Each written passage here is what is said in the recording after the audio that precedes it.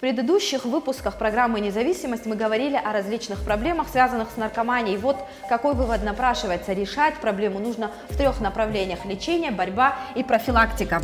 Если говорить о первом пункте, то наркологическая помощь в Абхазии оказывается, но за ней должен следовать 2-й этап – реабилитация.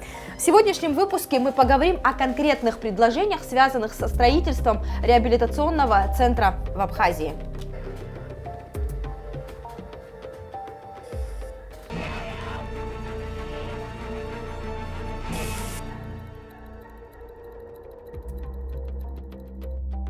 В окрестностях села Анхуа близ Нового Афона много достопримечательностей. Неповторимая природа и архитектурные памятники делают этот край уникальным.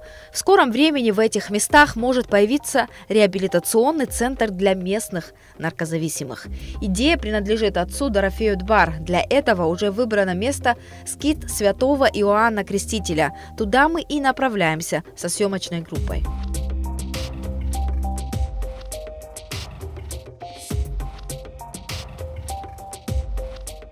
Было собрание по поводу ситуации с наркотиками, да, и с молодыми людьми. Вот, зал полный был, там все были, и вот я выступал, значит, в том числе и я, да, и там у меня родилась идея. Вот я говорю, ну, мы все говорили о том, что с этим делать, как бы вывозят в Москву, в другие российские города, так? Люди проходят курс лечения, достаточно жесткий, платят огромные деньги за это, вот, возвращаются в естественную на употребляющих наркотики среду, да, и все заново начинается, как все было и раньше.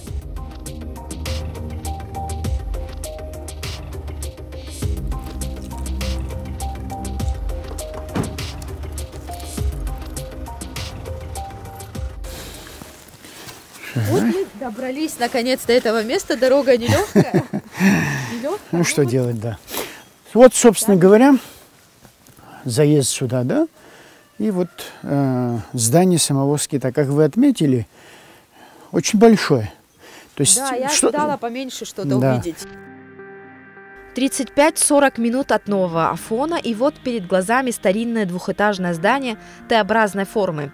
Скит означает небольшой монастырь, как правило, подчинявшийся более крупному. Он единственный из известных в Абхазии. Объект был построен в 1905 году. После закрытия монастыря в 20-х годах прошлого века здесь располагалась школа. Здание почти полностью было разрушено изнутри в конце 80-х годов. Шахтерская организация решила устроить здесь санаторий, но из-за начала военных действий в Абхазии им не удалось реализовать свои планы. Вот эти железные балки как раз наследство советского вандализма. Еще недавно в здании невозможно было даже зайти. Груды мусора и заросли. Памятник архитектуры погибал. 2 года потребовалось на то, чтобы очистить объект от мусора и остановить его разрушение. Вот, собственно говоря, братский корпус, так называемый. Здесь порядка 38 келей. В каждой комнате умещалось 2 человека. То есть вот это здание, реально здесь могли проживать порядка 70-80 человек. Значит, да, в хороших условиях, не стесненном таком, да. Да. Вот эти 2 этажа, вот как раз мы хотели бы, чтобы это был жилой корпус для реабилитационного центра. То есть на 1-м этаже соответствующие медпункты, да, значит, психиатр, психолог, нарколог и так далее, да, прием, да. 2-й этаж, где, собственно говоря, они будут жить. Нижняя часть – это трапезная монастырская, и, соответственно, так и будет трапезная, где они будут питаться. И 2-й – это храм. Мы с вами маленькая страна с маленьким населением, да, поэтому не всегда какая-то одна структура сама по себе способна решать подобного рода вопросы. Поэтому я думаю, что вот в этом проекте, значит, должен быть совместный проект, да, значит, Абхазской церкви, значит, ну, в общем называя ее, сейчас не определяю там они, мы, вы и так далее, вот, и Абхазского государства. Скит Святого Иоанна находится в 7 километрах от Нового Афона. Вокруг горы, чистый воздух, прекрасное место для того, чтобы восстановить психологическое состояние.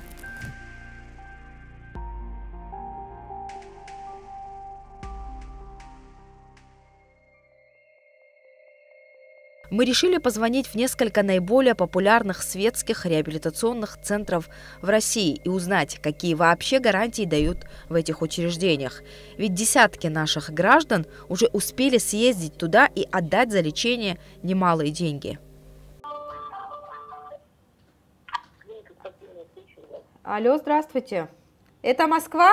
Вы из какого города обращаетесь? Мы из Абхазии. А могу я узнать, сколько стоит лечение? А вам что нужно? Какое лечение? От наркозависимости. От наркозависимости. Наркотическое? Вот очень плохо слышу. Наркотическая зависимость? Да, только наркотическая. Ну, в Москве в стационаре сутки 5 минимальная плата. Анализы 10 500 единоразово сдаются. Детоксикация от 10 дней. От 5 до 10 дней, смотря какой наркотик употребляет. Если метадон, то от 10 дней. А сколько за этот период, сколько надо будет заплатить за 10 дней, чтобы снять интоксикацию? 5800, от 5 до 10 дней. В сутки, да. А реабилитационный период, сколько за это в месяц придется заплатить? Тоже посуточно? От месяца до 4. Если в Подмосковье, от 80 тысяч. В месяц, да? Правильно поняла? В Краснодаре от 40 тысяч. Скажите, пожалуйста, а какие-то гарантии есть? Гарантии только на препараты дают. Все остальное человеческий фактор. На человека мы гарантии не даем пока. Спасибо. До свидания. Пожалуйста.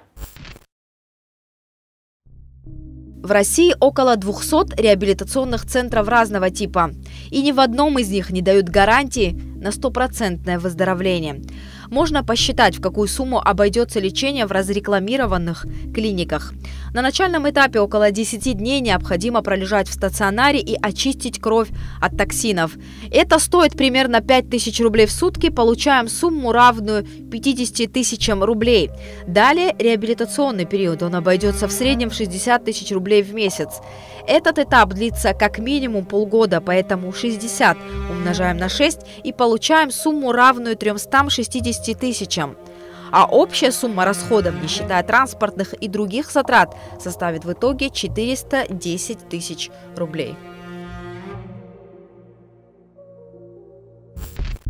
А вот что наши граждане думают об идее реабилитационного центра в республике. Как вы думаете, реабилитационный центр для наркозависимых нужен в Абхазии? Конечно, нужен, он необходим даже. Потому что многие ездят в Россию, и это кто возможность имеет. Они ездят, а кто не имеет возможность, может быть, пытаются здесь что-то сделать, но опять-таки они перестают, потому что у них нет финансов поехать, как у всех, и продолжить лечение. Ну, если есть проблемы, ее надо как-то решить, скорее всего, да, чтобы ее не было, особенно такие пагубные привычки и пристрастия, что немало, да, складывается на обществе, на жизни людей в целом, ну и, соответственно, на развитии. Спросить можно, нужен ли реабилитационный центр в Абхазии для наркозависимых? А он что, отсутствует, что ли?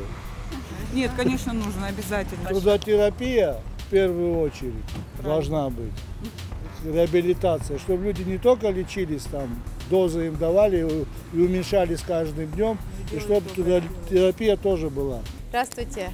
Можно вас побеспокоить? Если в Абхазии появится, то какой он должен быть? Платный наполовину, бесплатный, или государство возьмет на себя эти расходы? Как вы считаете, как должно быть? Безусловно, это должно быть бесплатно.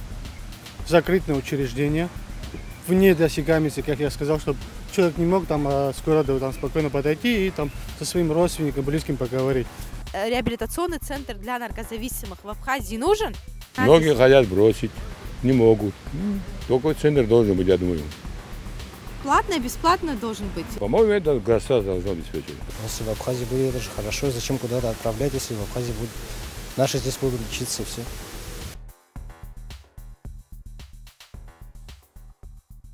Можно было в десяток раз больше сделать, если была бы помощь соответствующая. Да? То есть это мы сколько смогли собрали, на что собрали, на то и сделали. Ну вот электричество, например. Да, электричество, да, там временные окна, значит, временные какие-то двери. Вот сейчас я вам покажу сюда, проходите, пожалуйста.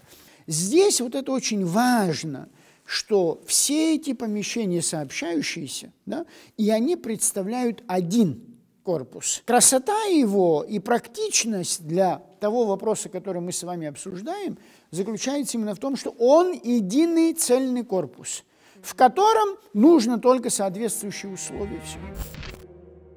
По мнению отца Дорофея, скит святого Иоанна Крестителя – идеальное место для организации реабилитационного центра.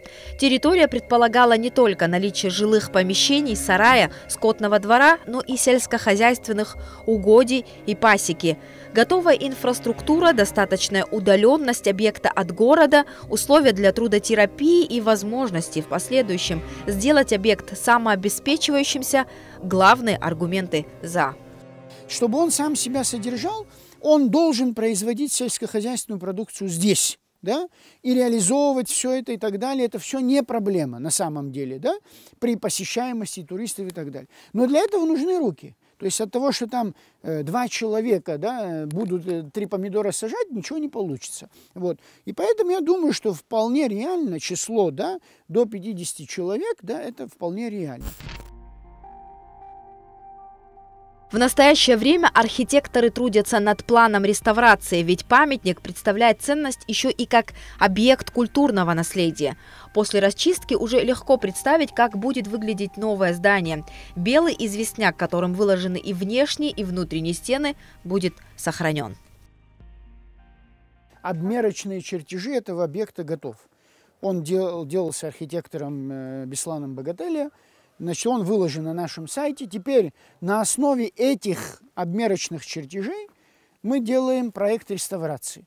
Когда инженеры нам скажут, там, нужно ли укреплять купол, где что нужно закрепить, как что нужно восстановить, какие должны быть окна, двери и так далее. Все это на самом деле легко, потому что изначальные образцы есть здесь всего этого. Да?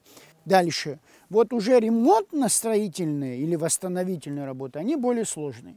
Сейчас мы сделали только все подготовка, да, консервация так называемая. Дальше уже должно быть это реализовываться. Вот там, конечно, это сложно. Но если вы меня спросите, вопрос только в средствах. Если будут средства, это можно и за 2 года сделать. Богатые достопримечательностями окрестности в будущем привлекут больше туристов, ведь эти новые маршруты не уступают по красоте другим популярным местам Абхазии. А это значит, что будет спрос и на продукцию, производимую на территории скита. Одно из главных условий качественной реабилитации – трудотерапия. Ведь люди, которые прошли этот путь зависимости и побороли ее, им необходимо жить в новых условиях, научиться зарабатывать и жить на свои собственные деньги. Поэтому отец Дорофей, например, предлагает в случае, если здесь появится реабилитационный центр, организовать для них ферму, заниматься животноводством, выращиванием сельхозпродукции. Вот эту вот полянку, которую вы видите, например, может прекрасно сгодится для того, чтобы здесь выращивали сельхозпродукцию. Мы же знаем, что наши бедные местные крестьяне иногда за бесценок отдают свой товар. Вот куда продавать? Скажу вам, мы этот вопрос тоже продумали. Монастыри, производящие собственную продукцию, они его делают не только в виде сырого, да, значит, сырой продукции. Это все уже оформлено для реализации. Вот это то, чем должны. Потом второй момент. Сам Новоафонский монастырь может закупать. Если будет ответственность, допустим, если мы отсюда будем поставлять продукцию, помидоры, огурцы, овощи, фрукты и так далее для Нового Афона, да, то есть монастырь будет покупать напрямую. Вот, например, монастырь уже есть один объект. Да, остальные туристические объекты. Вчера мы побывали в селе Анхуай, осмотрели место, отведенное для организации реабилитационного центра. Осмотрели местность, дорогу. Теперь с этой информацией идем в Министерство здравоохранения, чтобы узнать, готовы ли они поддержать эту идею. Вот так выглядит это здание. Вот оно. Это одна сторона. И вот тут как раз помещения, которые будут отведены в случае, если реабилитационный центр появится. С одной стороны, и сама памятник и вообще атмосфера такая достаточно. Конечно, реабилитационный центр, его создание является одним из направлений, которые мы планируем и в будущем. В том числе, если этот вопрос будет инициирован, скажем, какой-то общественной организацией или какой-то государственной структурой, смежной отраслью, безусловно, мы это поддержим. Но для начала нам надо встретиться, обсудить, о каком проекте идет речь, что предполагается, у кого какое будет иметь значение в плане того, что кто какую роль выполняет в этом общем проекте. Мы оказываем организационно-методическую, медицинскую часть работы, кто будет осуществлять другое. То есть это вопрос обсуждения, и мы, конечно, придем к общему знаменателю. Специалисты говорят, как минимум 6 месяцев необходимо для восстановления и избавления от наркотической зависимости. Мы сегодня договорились о встрече с психологом Мариной Макшаковой, которая имеет опыт работы в реабилитационных центрах. Узнаем у нее, что она думает об идее организации реабилитации в Абхазии. Марина, здравствуйте. Пойдемте ко мне в кабинет, я вам расскажу про все, что я думаю по этому вопросу.